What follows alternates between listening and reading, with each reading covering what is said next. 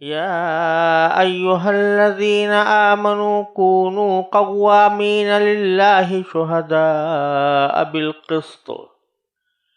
ولا يجرمنكم شنآن قوم على ألا تعدلوا اعدلوا هو أقرب للتقوى واتقوا الله إن الله خبير بما تعملون وعد الله الذين آمنوا وعملوا الصالحات لهم مغفرة وأجر عظيم والذين كفروا وكذبوا بآياتنا أولئك أصحاب الجحیم۔ ان آیات کا ترجمہ یہ ہے، اے ایمان والو، اللہ تعالیٰ کی خوشنودی کے لیے احکام کی پوری پابندی کرنے والے اور شہادت کی نوبت آ جائے تو انصاف کی شہادت ادا کرنے والے بنے رہو، اور کسی قوم کی دشمنی تمہیں اس بات پر آمادہ نہ کرے کہ تم ناانصافی کرو، انصاف سے کام لو، یہی طریقہ تقوی سے قریب تر ہے، اور اللہ سے ڈرتے رہو، اللہ یقیناً تمہارے تمام کاموں سے پوری طرح باخبر ہے۔ جو لوگ ایمان لائے ہیں اور جنہوں نے نیک عمل کیے ہیں، ان سے اللہ نے وعدہ کیا ہے کہ آخرت میں ان کو مغفرت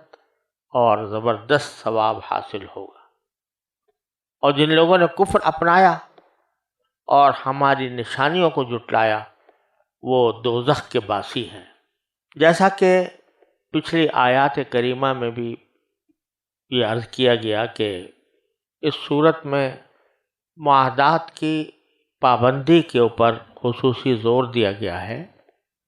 اور پھر اللہ تعالیٰ کے ساتھ بندے نے جو معاہدے کیے ہیں ان کا ذکر، کہ اس بنیادی معاہدے کے اندر یہ ساری باتیں داخل ہیں جو اللہ تعالیٰ نے رسول کریم صلی اللہ علیہ وسلم کے ذریعے ہم تک پہنچائیں، تو ان کی تعمیل اور اطاعت یہ ہمارے اس بنیادی معاہدے کا ایک حصہ ہے۔ اب ایک اور ہدایت اس آیت کریمہ میں دی جا رہی ہے کہ جب تمہیں کوئی گواہی دینی پڑے تو تم اللہ کی خاطر گواہی دیا کرو، اور اللہ تعالیٰ کی جب خاطر دو گے تو اس کا مطلب ہی یہ ہوگا کہ انصاف کی بات کہو گے۔ یہ آیت کریمہ جس میں اللہ کے لیے انصاف کے ساتھ شہادت دینے کا حکم دیا گیا ہے، سورہ نساء کے اندر بھی پہلے گزری ہے، لیکن الفاظ میں تھوڑا سا فرق ہے۔ سورہ نساء کی آیت میں فرمایا گیا تھا کہ کونوا قوامین بالقسط شہداء للہ، کہ تم انصاف قائم کرنے والے بن جاؤ، اس طرح کہ تم جو گواہی دو وہ اللہ کی خوشنودی کے لیے ہونی چاہیے۔ اور یہاں جو الفاظ ہیں وہ ہے کونوا قوامین للہ شہداء بالقسط، کہ تم اللہ کے لیے کھڑے ہو جاؤ، اللہ کے لیے کھڑے ہونے والے بنو، اللہ کے لیے انصاف قائم کرنے والے بنو، اور اس کے نتیجے میں جو گواہی دو وہ بھی انصاف کے ساتھ ہونی چاہیے۔ مجموعی اعتبار سے تو دونوں آیتوں میں کوئی فرق نہیں ہے، دونوں جگہ ایک ہی حکم دیا گیا ہے کہ جب کبھی گواہی دینے کی نوبت آئے کسی کے بارے میں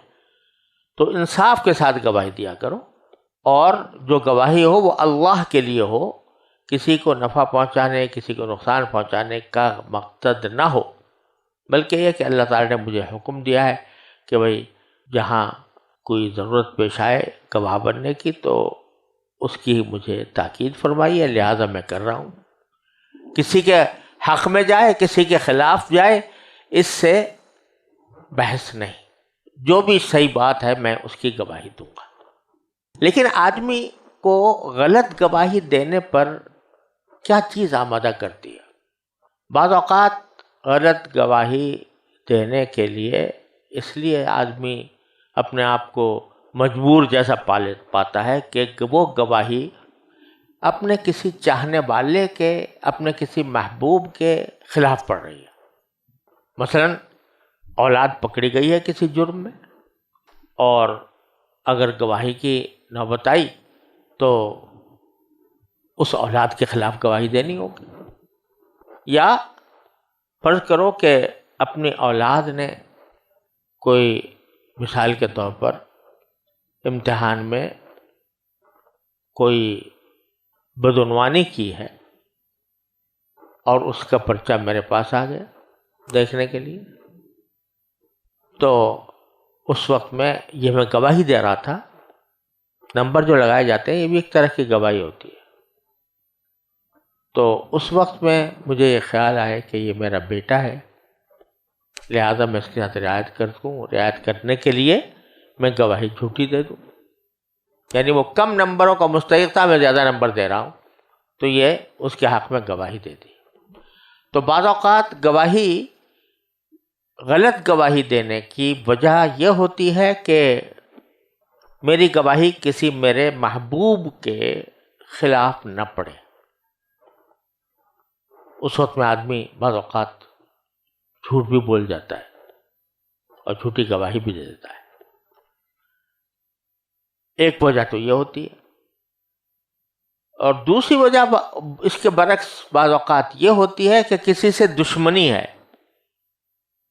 اس دشمنی کو نکالنے کے لیے، دشمنی کا غصہ ٹھنڈا کرنے کے لیے انسان اپنے کسی دشمن کے خلاف جھوٹی گواہی دے دیتا ہے. فلاں میرا دشمن ہے، لہذا میں جب کبھی مجھے گواہی دینے کی نوبت آئی تو میں اس کے خلاف گواہی دوں گا. تو بعض اوقات جھوٹی گواہی کی وجہ کسی شخص سے محبت ہوتی ہے، اور بعض اوقات دشمنی کی وجہ کسی سے عداوت ہوتی ہے. سورہ نساء میں جہاں فرمایا گیا کہ کونوا قوامین بالقسط شہداء للہ، وہاں پہلی وجہ کا ذکر ہے کہ چاہے تمہاری وہ گواہی تمہارے بیٹوں پر، تمہارے والدین پر پڑھ رہی ہو، ان کے خلاف پڑھ رہی ہو، تب بھی تم انصاف کے ساتھ گواہی دو. تو وہاں پر قسط کا لفظ پہلے لایا گیا،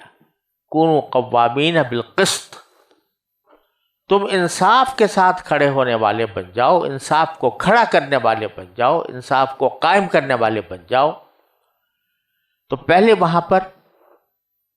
حکم دیا گیا ہے کہ انصاف کی طرف متوجہ ہو، بجائے اس محبت کے جو تمہیں اپنی اولاد سے یا اپنے والدین وغیرہ سے، رشتہ داروں سے ہو رہی ہے. اور پھر فرمایا کہ شہداء للہ، کہ اب جو تم گواہی دو، جب انصاف ایک مرتبہ تمہارے دل میں آ گیا تو اب جو گواہی دو گے وہ اللہ کے لیے ہوگی، اللہ کی خاطر ہوگی، اللہ کی خوشنودی کے لیے ہوگی، کسی اپنے محبوب کے محبت کی وجہ سے نہیں ہوگی. تو اس لیے وہاں پر یہ تعبیر اختیار کی گئی، کونوا قوامین بالقسط شہداء للہ. اور یہاں جو آیت کریمہ ہے اس کا سیاق و سباق یہ ہے کہ بعض اوقات انسان دشمنی کی وجہ سے، کسی سے دشمنی کی وجہ سے اس کے خلاف گواہی دے دیتا ہے. تو یہ غلط گواہی بھی اتنی ہی گناہ ہے، جھوٹ ہے اور انصاف کے خلاف ہے. تو یہاں اللہ تبارک و تعالیٰ نے پہلے فرمایا کونوا قوامین للہ، اللہ کے لیے کھڑے ہونے والے بن جاؤ. یعنی یہ جو تمہارے دل میں دوسرے کی دشمنی آ رہی ہے، اس دشمنی کی خاطر گواہی نہ دینا، بلکہ پہلے اپنے آپ کو اللہ تبارک و تعالیٰ کے حکم کا قائم کرنے والا بناؤ. دل میں یہ جذبہ پیدا کرو کہ جو کچھ بھی میں کروں گا وہ میں اپنے اللہ کے حکم کو نافذ کرنے کے لیے کروں گا. جب یہ تمہارے دل میں آ جائے گا تو پھر شہداء بالقسط، تو تم جو گواہی دو گے وہ بھی انصاف کے ساتھ دو گے. چنانچہ چونکہ یہ سیاق یہ ہے کہ دشمنی کی وجہ سے کوئی غلطی نہ کرو، کوئی غلط گواہی نہ دو، تو اگلا جملہ اسی کے مطابق یہ فرمایا کہ بلا یجرمنکم شنآن قوم علی اللہ تعدلوا، کہ تمہیں کسی قوم کی دشمنی اس بات پر آمادہ نہ کرے کہ تم ناانصافی کرو. کتنی ہی کسی کے ساتھ دشمنی کیوں نہ ہو، لیکن اگر کسی وقت اس کے بارے میں کوئی اظہار خیال کی نوبت آئے اور اس کے کسی اچھے وصف کا ذکر ہو رہا ہو، تو محض اس بنا پر کہ وہ تمہارا دشمن ہے یا تمہیں اس سے دشمنی ہے، اس کی اچھائی کو چھپا کر نہ بیٹھ جاؤ. ہر حالت میں صحیح گواہی دو، چاہے اپنا مخالف ہی کیوں نہ ہو.